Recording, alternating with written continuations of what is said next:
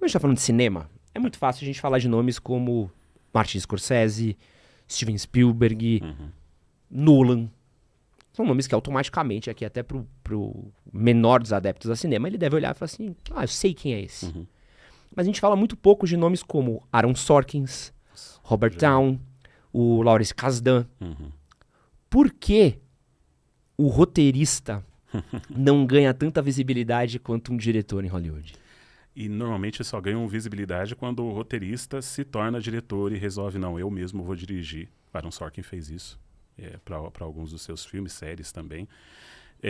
Cara, infelizmente a gente tem uma cultura no mundo cinematográfico que é o seguinte: cinema é a mídia do diretor e série é a mídia do roteirista.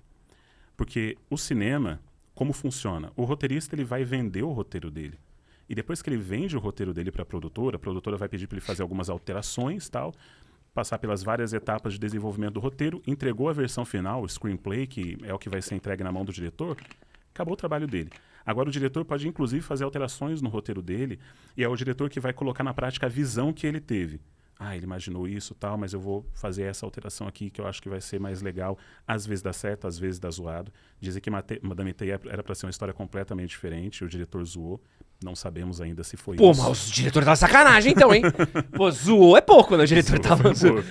O roteirista pegou a mulher do diretor, só se for. Só podia estar querendo sacanear muito. O diretor pegou a mulher do roteirista, só pode ser, porque, mano, tá de sacanagem o que ele fez. Pode.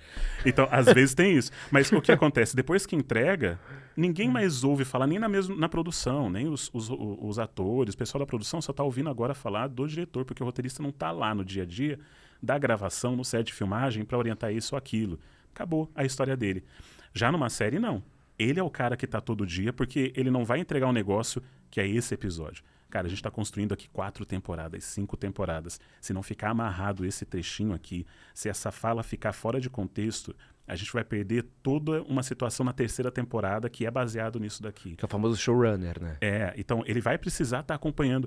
E às vezes ele desiste até mesmo de contratar alguém, porque ele percebe, cara, eu vou ter que dirigir essa bagaça toda. O cara aliás, contratar outros roteiristas. O cara que fez Peaky Blinders, esqueci agora o nome dele, ele, normalmente, assim, numa série, o cara faz o primeiro episódio, o piloto, e contrata outros, ele faz a bíblia da série, com tudo que vai acontecer na série do começo ao fim, daí ele contrata outros roteiristas, agora faço os próximos episódios, eu vou supervisionar. Pra quem não sabe o que é uma bíblia da série, é como se fosse um livro de regras de como aquela série vai seguir, né? Exato. Com todas as ideias principais do que vai acontecer em cada temporada, quais são os arcos, quais são os atores que precisam permanecer até o final, enfim.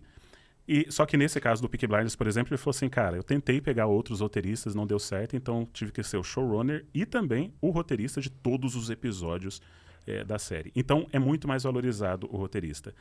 Só que eu fico muito chateado quando o cara vê um filme legal em Hollywood e fala, não, porque olha, o David Fincher aqui pensou tal e tal coisa. Velho, não foi o David Fincher que fez esse roteiro. Quem fez foi outra pessoa. Não foi esse cara que... Não, o que ele fez foi genial, mas não foi ele que escreveu, velho. A história não é dele. Para de falar que ele... o personagem que ele criou. Não foi ele que criou. Quem criou foi outro cara. E se a gente fala de diretor de fotografia, então? Nossa. O cara é totalmente ignorado, pô. Porque o cara ele tem uma responsabilidade gigantesca de escolher não apenas o ângulo, a câmera, a cor, a saturação, tudo que vai aparecer na imagem ali, como que essa imagem vai aparecer. Tem muito diretor que não faz ideia de como mexe numa câmera, que ele só fala, pega dali para cá, e daí o cara tem que imaginar, tá, mas como que vai ser o melhor aqui para dar aquele enquadramento? Vou fazer um zoom bem suave para ir chegando perto. E tem outros que já dominam, né? Que os caras gostam de sentar. O Nolan é um desses que senta na câmera e fica, ajusta e fala pro cara, acho que é isso daqui que é melhor e tal. Mas são personagens que são perdidos no meio do caminho. E a gente tá por um lado tem uma coisa positiva. Porque a gente tá numa época em que o personagem diretor tá sendo mais valorizado que muitos atores. Eu não sei qual que vai ser o ator do próximo filme do Tarantino. Mas é do Tarantino. E eu vou assistir porque é Tarantino. Eu não sei quem são os próximos atores do próximo filme do Nolan, do Scorsese, do David Fincher, do Villeneuve, mas são os caras que eu quero assistir. Então, por um lado é legal porque esses caras eles já aprenderam a fazer direito à arte deles e a trabalhar com os roteiros certos, com a equipe certa, e daí pelo menos você também já vai mais confiante. Mas eu prefiro ir pela segurança do roteirista. Por exemplo, Madame Teia, Na hora que eu fui no IMDb do Madame Teia, Esse é uma delícia de ver. cara, aí eu fui lá, quem que é o roteirista? Aí eu vi, o cara fez Morbius. Como que eu vou assistir um negócio? O cara fez Morbius? Como é que deram trabalho pra esse cara depois ele fazer Morbius? Ele escreveu esse roteiro absurdo. Não, o desse daí, pô, vou até puxar aqui, é sacanagem. E tanto que muita gente tá falando a respeito disso, né? O glorioso Matt Sazama, né? É, Ó, ele foi roteirista de... Cadê? Os trabalhos do Matt Sazama aqui, ó. tem Morbius e tem mais uns 3 ruim pra caramba. Não, só bagaceira, porque é ele e um brother que escrevem são juntos. 2. Então ele fez Deuses do Egito, O Último Caçador de Bruxas, Nossa. conhecido como um dos primeiros filmes que eu apaguei no cinema de dormir. Caramba. Drácula, a história nunca contada, horroroso. E cadê? Power Rangers, o filme. Horrível esse último Power Rangers. Power Rangers de matar. Mas tá rolando até uma polêmica na internet porque é o famoso roteirista de estúdio, né? É. O roteirista que... Ele foi contratado ali, ele tem uma produção de filmes pra fazer. O estúdio, na verdade, vai dar as orientações do que ele tem ou não que escrever. A forma de contratação dos roteiristas mudou muito e o tipo de filme que está sendo feito mudou muito por causa disso. Porque antigamente o roteirista ele trabalhava sozinho, ele fazia a visão dele, chegava nos estúdios e oferecia para todos os estúdios, ó, tenho essa visão, você quer comprar? O cara comprava, falava, ó, só altera isso e aquilo e beleza, a gente grava. Beleza.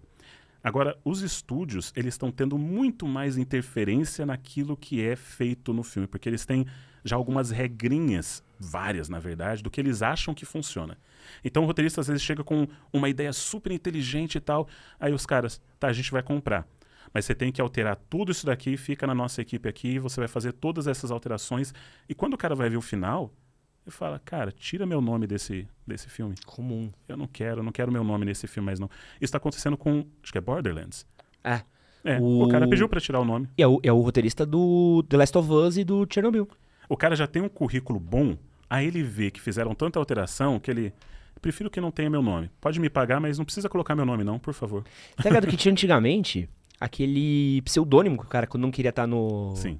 Isso era muito louco, essa história. Usava. É uma boa alternativa, né? Pra você não se expor tanto. É que mas... você assinava com aquele nome falso, né? Então... É, o pen, né? O nome da caneta ali, o nome, pseudônimo para não poder se expor.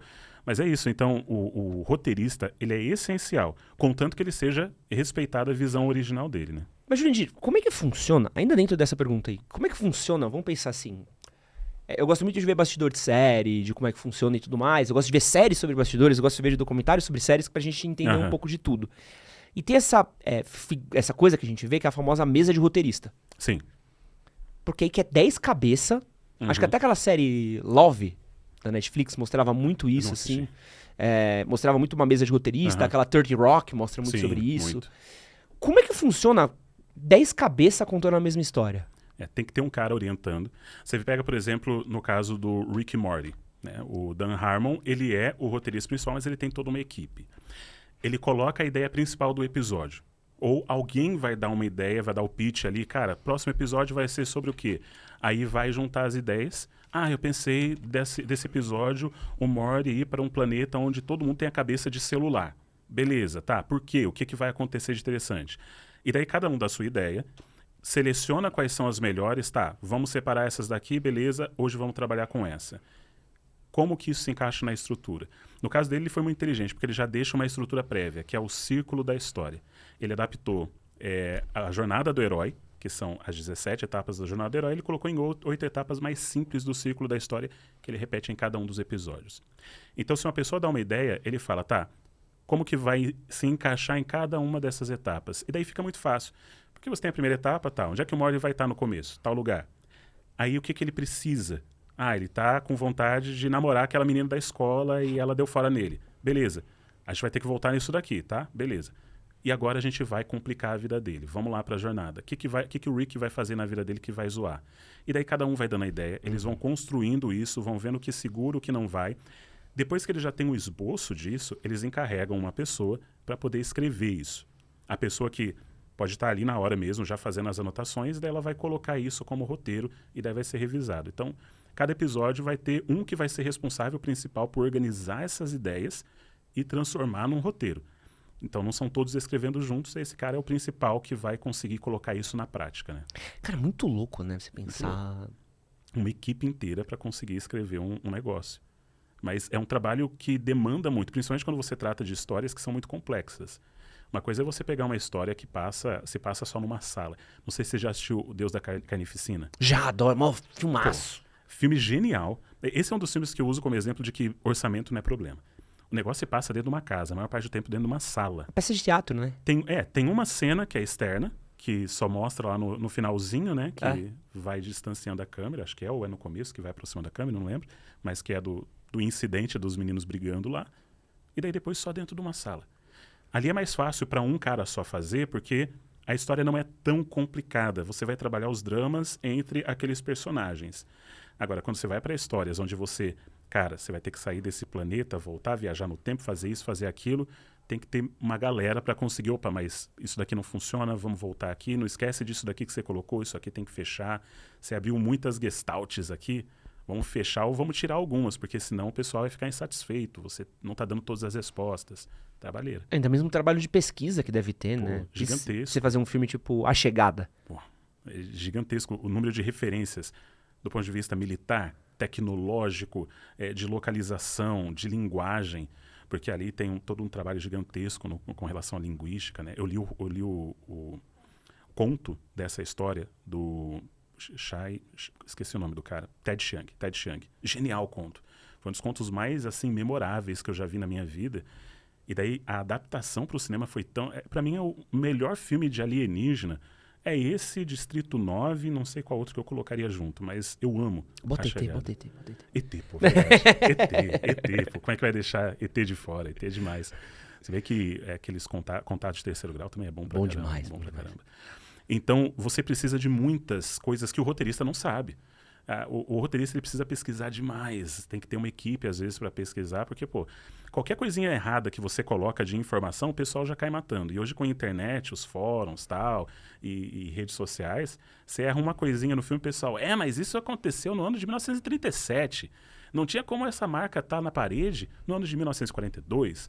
Então, é muito detalhezinho que tem que pensar e por isso gasta muito dinheiro. É muito dinheiro para fazer uma obra dessa, porque é uma equipe gigantesca, é muito tempo, muito trabalho. Esse que você acabou de assistir foi um corte do podcast com Jurandir Gouveia. Para assistir o episódio completo, clica aqui do lado, vou deixar um outro corte que com certeza você vai gostar. E não esquece de se inscrever no nosso canal. Valeu!